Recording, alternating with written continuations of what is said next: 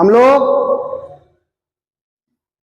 Science के बारे में, जो क्लास 10th की जो साइंस की जो सब्जेक्ट है, साइंस में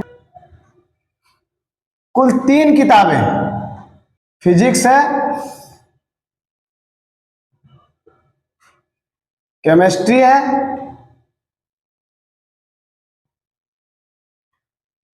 और बायोलॉजी।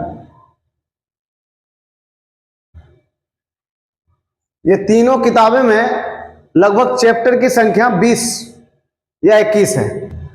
इसमें हम लोग को, अगर हम लोग 8 चैप्टर भी अच्छे से पढ़ ले, तीनों बुक से 8 चैप्टर अगर बढ़िया से पढ़ ले, जैसे मान लेते हैं कि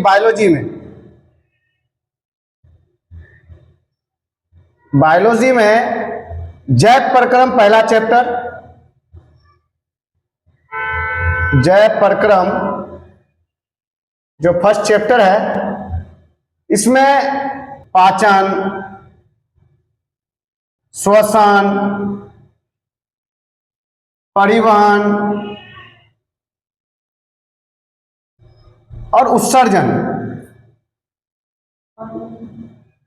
ये अगर लिया जाए तो टोटल 25 मार्क्स का इससे ही पूछ लेते। अगर इसको बढ़िया से पढ़ लिया जाए तो मेरा बायोलॉजी लगभग कंप्लीट।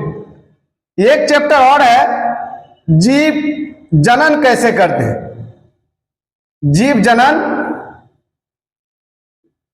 कैसे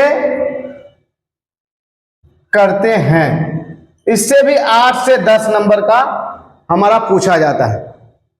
ठीक इसी प्रकार अगर हम केमिस्ट्री को ले लेते हैं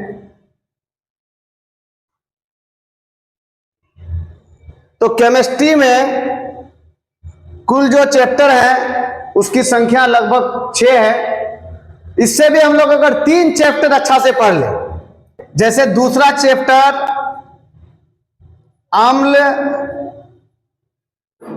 भस्म और लवण, अम्ल, भस्म और लवण,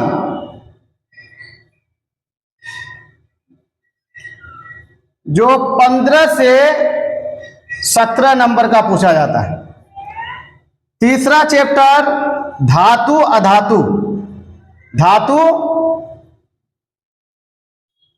अधातु, इसमें भी कम से कम जो है 12 से 14 नंबर का सवाल पूछा जाता है। और चौथा है कार्बन और उसके यौगिक, कार्बन और उसके यौगिक,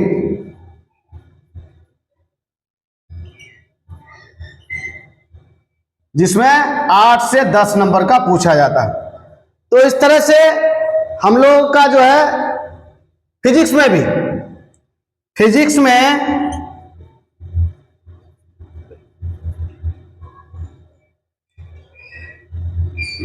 पहला चैप्टर जो होता है लाइट यानी प्रकाश, प्रकाश ये हमारा 10 से 12 नंबर का पूछा जाता है। उसके बाद हमारा तीसरा चैप्टर है मानव नेत्र, मानव नेत्र, जो 8 से 10 नंबर तक का पूछा जाता है। चौथा चैप्टर है विद्युत धारा,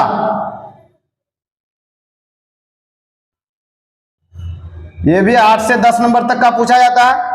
और छठा चैप्टर है ऊर्जा के स्रोत, ऊर्जा के स्रोत, यह भी हमारा 6 से 8 नंबर का पूछा जाता है। इस तरह से हम लोगों का फिजिक्स, केमिस्ट्री, बायोलॉजी, ये तीनों चीज तो हम लोगों को पता होना चाहिए। बच्चों, तुम लोग को पता ही है कि जो साइंस की जो एग्जाम होती है वो टोटल 80 नंबर की होती है। 20 नंबर हमें स्कूल या कॉलेज की तरफ से मिलते हैं।